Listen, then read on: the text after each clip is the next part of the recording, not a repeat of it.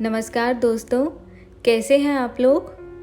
तो चलिए आइए आज की हम कहानी शुरू करते हैं। अरे, अभी तक आप लोगों ने दहेज का सामान गाड़ी में चढ़ाया नहीं। बिटिया की विदाई का वक्त हो गया है, थोड़ा जल्दी करो और सारा सामान सावधानी से चढ़ाना। देखो कुछ टूट ना जाए। विजय बाबू अपने बेटों से बोल रहे थे। आज उनकी बिटिया नंदिनी की शादी थी और अब विदाई का समय हो रहा था, पर उससे पहले दहेज का सामान गाड़ी में भी चढ़ाना था, तो अपने बेटों को निर्देश दे रहे थे। इतने में विजय बाबू के जीजा जी सोहन जी उनके पास आए और बोले, अरे विजय, अभी यहाँ क्या कर रहा है? बेटी की विदाई का वक्त हो गया है और तुम यहाँ खड़े हो। बस सोहन जी, मैं अभी आया। दहेज का सामान गाड़ी में चढ़ाना है, सोचा बच्चों को समझा दूं। अरे, बच्चे सब कर लेंगे, आप चलिए। समधियों को तिलक कर विदा करना है। वो लोग भी आपका इंतज़ार कर रहे हैं कि आप आओ, तो आपके सामने ही पड़ले दूल्हे के परिवार की तरफ से दुल्हन के लिए शादी में लाए गए सोने चांदी के गहने, कपड़े, सूखे मेवे आदि जो एक बक्से में रखकर लाया जाता है, पडले का सामान खोल सकें। अरे हाँ, चलिए साथ ही चलते हैं। देखा तो उनके समधी राजीव जी और उनके सभी रिश्तेदार विजय बाबू का ही इंतजार कर रहे थे। विजय बाबू को देखते ही बोले, अरे समधी जी, कहाँ चले गए थे आप? कब से आपका इंतजार कर रहे थे।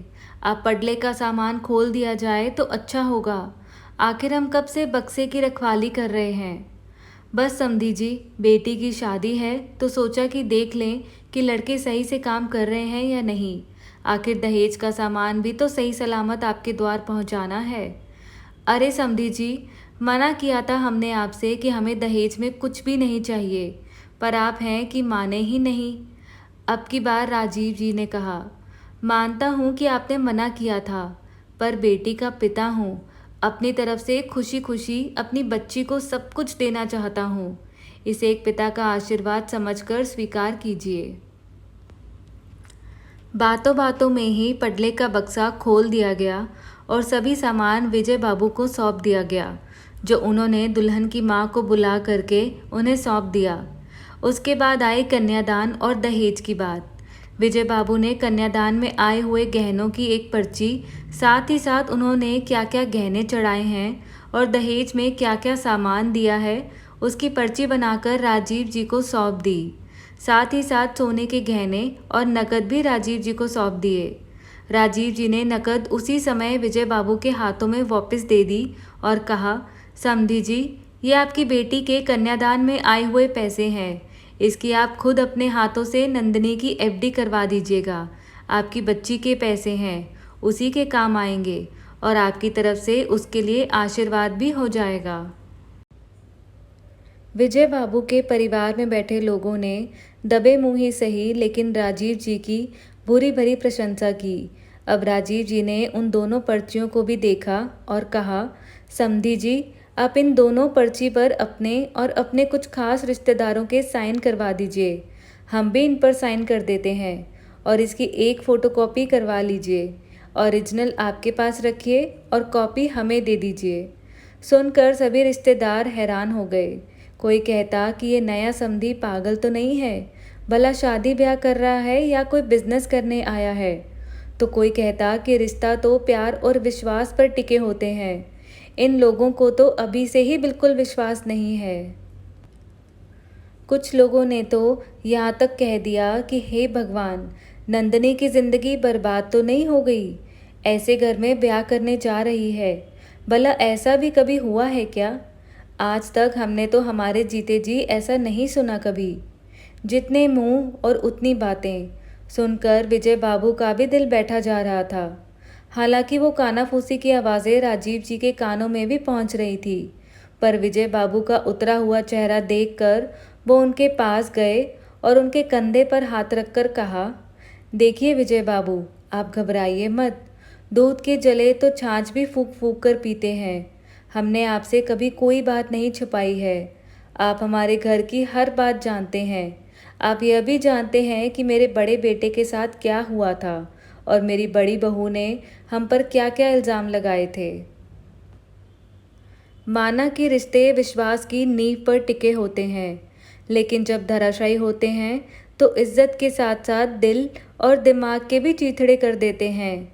और जब इल्ज़ामों के ऊपर इल्ज़ाम लगते हैं तो हर कोई उन्हें बर्दाश्त नहीं कर पाता। मैं बहुत खुशकिस्मत हूँ कि मेरा परिवार इससे उभर पाया है, और उसमें सबसे बड़ा सपोर्ट आपने खुद ने किया था। आप ही तो वकील थे मेरे बड़े बेटे के, और यह सजेशन आप ही ने दिया था मुझे जब पहली बार मैं आपके पास अपने बेटे का केस लेकर आया था। याद है ना आपको? सुनकर विजय बाबू मुस्कुरा दिए और उन्हें याद आया वो दिन जब राजीव जी अपने बड़े बेटे अनिकेत का केस लेकर उनके पास आए थे। अनिकेत की पत्नी मानवी अनिकेत के साथ नहीं रहना चाहती थी, और तलाक के नाम पर ज़्यादा से ज़्यादा पैसे ऐंठने के चक्कर में अनिकेत और उसके परिवार पर इल्ज़ाम लगाई जा रही थी कि दहेज में बहुत कुछ दिया था, जबकि राजीव जी ने दहेज लेने से साफ मना कर दिया था। शादी कोरोना काल में हुई थी, इस कारण से वीडियो भी नहीं बन पाई थी। दुख तो इस बात का था कि मानवी के माता पिता भी उसका पूरा साथ दे रहे थे इसमें। कभी कहते कि हमने खूब सारे सोने के गहने चढ़ाए थे, सब कुछ इसके सास ससुर ने रख लिए, तो कभी कहते कि हमने कार के लिए पैसे दिए थे। आए दिन इल्ज़ाम लगने से राजीव जी और उनके परिवार वाले बहुत परेशान हो गए थे। राजीव जी की पत्नी तो काफ़ी दिनों तक बीमार भी रही थी। विजय बाबू वकील थे तो उनका केस उन्होंने ही देखा था। वकील होने के नाते इतना तो उन्हें समझ आ गया था कि राजीव जी झूठ नहीं बोल रहे हैं और काफ़ी सिद्धांतवादी भी हैं। वो तो मानवी के रिश्तेदारों ने ही उसके खिलाफ गवाही दी, इस कारण से केस सस्ते में निपट गया। उसी दौरान वे राजीव जी के छोटे बेटे सुहास से मिले और उन्हें अपनी नंदिनी के लिए सुहास पसंद आ गया। यह सब याद आने के बाद उन्होंने पर्ची लेकर उस पर साइन कर दिए। सब लोग हैरानी से विजय बाबू की तरफ देख रहे थे, जो अपने नए समधी का समर्थन कर रहे थे, पर किसी ने कुछ नहीं कहा। विजय बाबू के कुछ खास रिश्तेदारों ने राजीव जी और उनके कुछ खास रिश्तेदारों ने पर्चियों पर साइन कर दिए। फिर उनकी फ़ोटोकॉपी कराकर फ़ोटोकॉपी राजीव जी को दे दी और ओरिजिनल अपने पास रख ली। कुछ देर बाद खुशी खुशी नंदिनी की विदाई भी हो गई। दोस्तों, मुझे नहीं पता कि राजीव जी का यह फैसला सही था या गलत, पर पहली चीज़ तो दहेज लेना ही गलत होता है, पर माफ़ करना, यह रीत इतनी जल्दी से हमारे समाज से हटने वाली नहीं है। उम्मीद करती हूँ आपको ये कहानी पसंद आई होगी। मुझसे जुड़ने के लिए और अपना कीमती वक्त देने के लिए आपका बहुत बहुत धन्यवाद।